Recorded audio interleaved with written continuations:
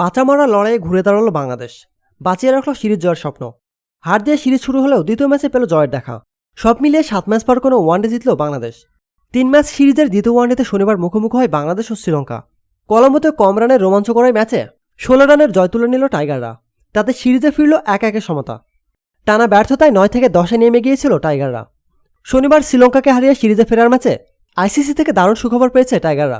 পুরনো জায়গায় ফিরেছে বাংলাদেশ। আইসিসির ওয়ানডে র্যাঙ্কিংয়ে এখন 9 নম্বরে মেহেদী হাসান মিরাজের দল।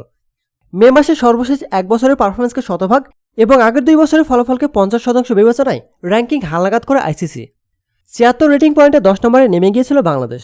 এবার সেই স্থান পুনরুদ্ধার করল টাইগাররা। লঙ্কায় শনিবার সিরিজ বাঁচানোর লড়াইয়ে দারুণ জয় তুলে নিয়েছে বাংলাদেশ। শ্রীলঙ্কাকে 16 রানে হারানোর দিনে সিরিজ বেঁচেছে, সঙ্গে 2টি রেটিংও যুক্ত হয়েছে। বাংলাদেশের কাছে হেরে পয়েন্ট খুঁয়েছে শ্রীলঙ্কা। তারা নেমে গেছে 5 নম্বরে। 10 নম্বরে নেমে গেছে ওয়েস্ট ইন্ডিজ। র্যাঙ্কিংয়ে ভারত এখনও সবার শীর্ষে। দ্বিতীয় ও তৃতীয় স্থানে যথাক্রমে নিউজিল্যান্ড ও অস্ট্রেলিয়া। প্রতিনিয়ত খেলাধুলার আপডেট জানতে খেলাযোগ টিভির সাথেই থাকুন। এতক্ষণ আমাদের সাথে থাকার জন্য আপনাকে জানাচ্ছি বিশেষ ধন্যবাদ।